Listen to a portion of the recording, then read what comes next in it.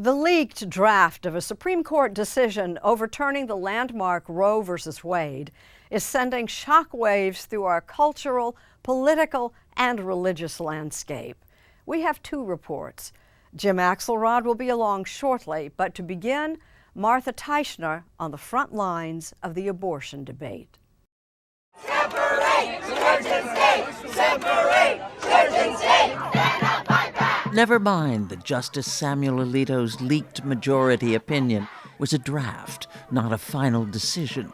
Its impact was like a hurled grenade. Our body, our choice! Abortion is violent! Abortion is violent! Stand up, fight back! Once detonated, it ignited all the pent-up passions surrounding the expected overturn of Roe v. Wade after nearly 50 years. Abortion is murder! Hands off our bodies! The news was a shock, but not a surprise. In 2019, we got a preview of, and a dry run of what living in a post-Roe reality was going to look like. Yamelsi Rodriguez is president and CEO of Planned Parenthood for the St. Louis region and southwest Missouri. Pro-life, pro-woman! In 2019, only last-minute court intervention kept the Planned Parenthood facility in St. Louis open, the last abortion clinic in the state. My body, my choice! And it was at that moment that we started to be really strategic for planning for a future without abortion in the state of Missouri. We built this 18,000 square foot facility in secret. In Fairview Heights, just across the Mississippi River from St. Louis. In Illinois, abortion laws are as liberal here as they are restrictive in Missouri. Last year, it performed approximately 6,000 abortions. It is prepared to perform 14,000 a year going forward. So we are doing this not just for Missouri patients, but for patients from across the Midwest and the South. If you want to see what a post-Roe world will look like, this is it. Just look at a map of the states where abortion will be legal, like Illinois, and all those others where it likely will not. A new kind of continental divide.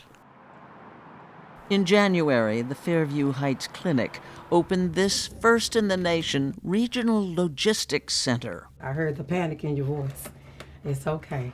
It provides patients money, transportation, lodging, whatever they say they need, wherever they are. If you need any type of travel or ride, like a... Kawana Shannon runs the center. I'm sure there are anti-abortion supporters Absolutely. who will say, you're facilitating people killing their babies.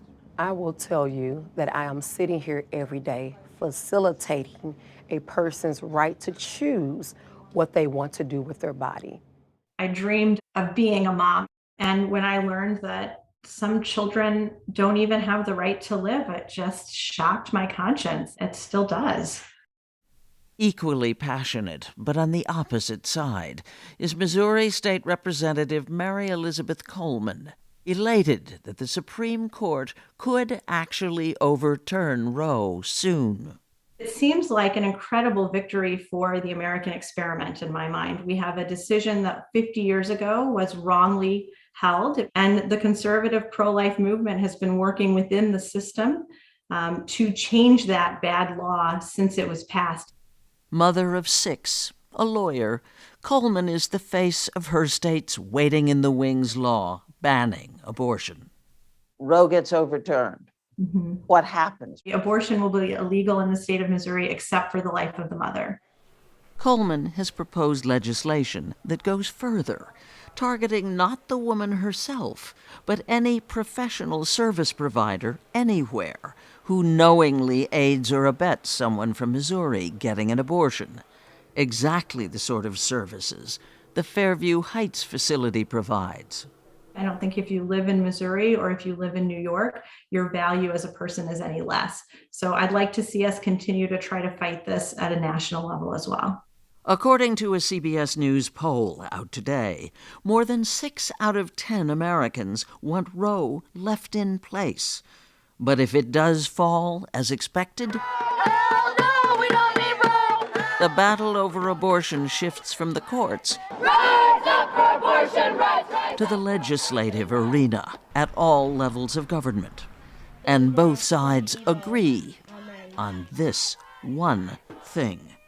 Right now, vote because your life and your future actually depends on it.